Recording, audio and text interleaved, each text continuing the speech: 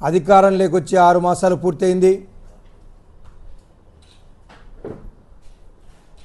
తెలుగుదేశం ప్రభుత్వ అప్రజాస్వామిక విధానాలు, ప్రజాకంటక విధానాలు ఈరోజు ప్రజలను అన్ని రకాలుగా ఇబ్బంది పెడుతున్న తీరుతెన్నులను మనం చూస్తూ ఉన్నాం.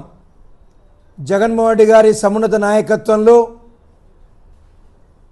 ఒక ప్రతిపక్ష పాత్రను సమర్థవంతంగా ప్రజాపక్షాన పోరాడుతూ మొన్ననే రైతులకు సంబంధించి అన్ని రకాల ప్రయోజనాలు ఒనగూర్చే ప్రయత్నంలో తెలుగుదేశం పార్టీ విఫలం చెందింది అని చెప్పి జగన్మోహన్ రెడ్డి గారు పెద్ద ఎత్తున ర్యాలీకి పిలిపివ్వడం జరిగింది.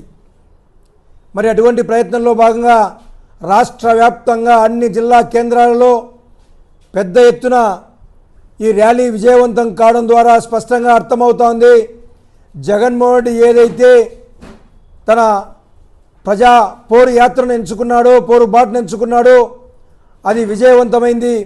అటువంటి ప్రయత్నంలో భాగంగానే మరొక్కసారి తెలుగుదేశం పార్టీ అధికారంలోకి రాకముందు, ఎన్నికల ముందు స్పష్టంగా చెప్పడం జరిగింది, విద్యుత్ ఛార్జీలు ఒక్క పైసా పెంచకుండా, ప్రజలపై ఒక్క పైసా భారం పడకుండా రాష్ట్రంలో సంపదను సృష్టిస్తా ఈ రాష్ట్ర ఆర్థిక పురోగతిని సాధిస్తామని చెప్పిన తెలుగుదేశం పార్టీ మరి ఈనాడు చేస్తున్నదేంటి?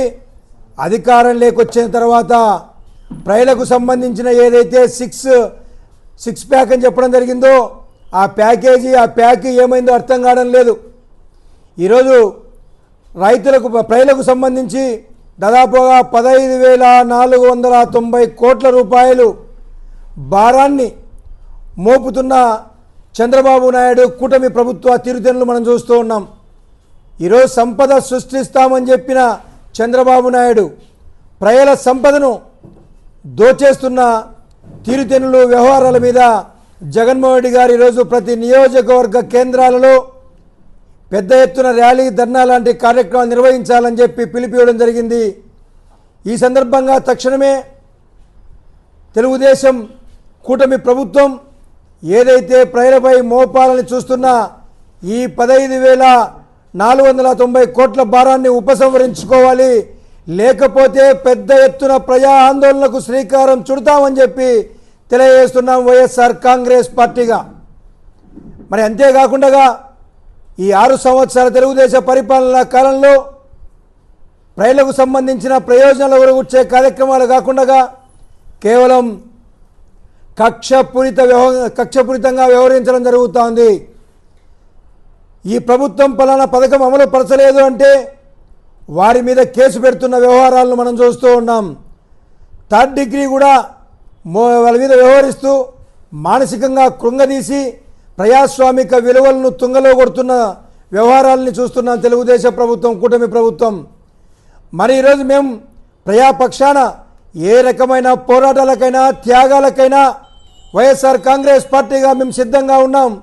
తెలుగుదేశం పార్టీ పెట్టే ఏ రకమైన హింసాత్మక సంఘటన భరించేందుకు సిద్ధంగా ఉన్నాం.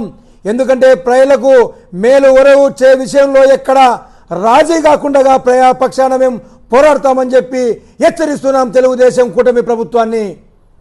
చిన్న చిన్న విషయాలకు కేసులు పెడుతూ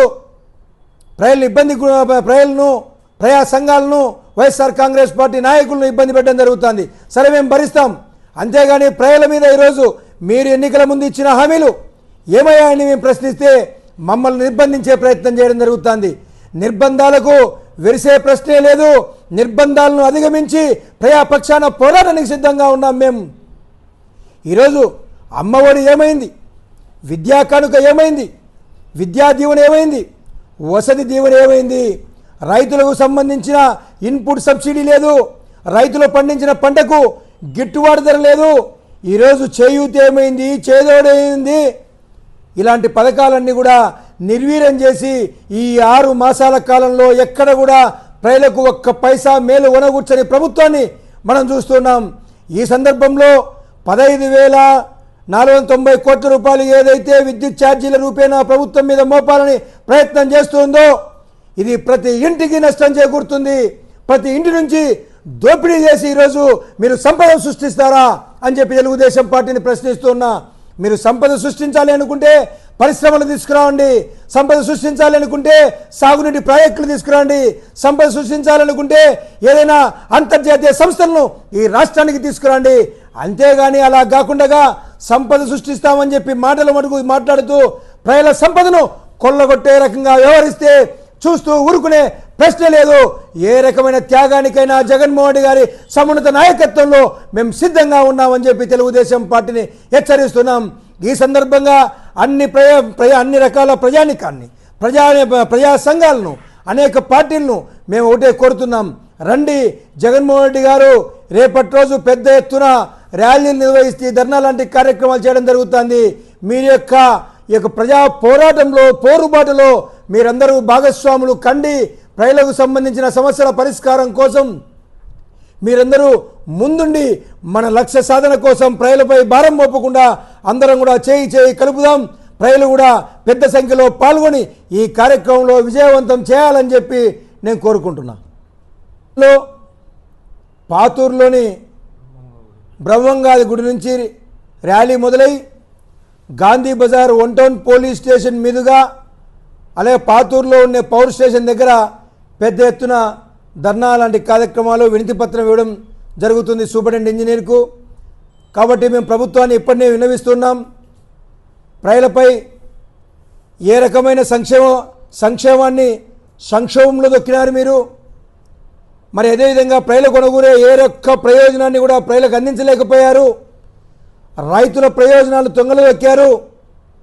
మరి ప్రతి ఇంటికి భారం మోపే ఇక విద్యుత్ ఛార్జీల విషయంలో కూడా మీరు ఈ రకంగా ముందుకు పోతే గతంలో ఏదైతే తెలుగుదేశం ప్రభుత్వం ఇదే విద్యుత్ ఇష్యూలో 100 రోజులు పెద్ద ఎత్తున ఒక ఆర్థిక అంశం మీద భారతదేశ రాజకీయ చరిత్రలో 100 రోజులు ఆందోళన కొనసాగింది అంటే ఆరో తెలుగుదేశం పార్టీ ఇలాంటి విద్యుత్ ఉద్యమంలోనే కొనసాగింది. మరొక్కరాని ఇది పునరావృతం కాకుండా చూసుకోవాలని చెప్పి తెలుగుదేశం పార్టీని హెచ్చరిస్తున్నాం.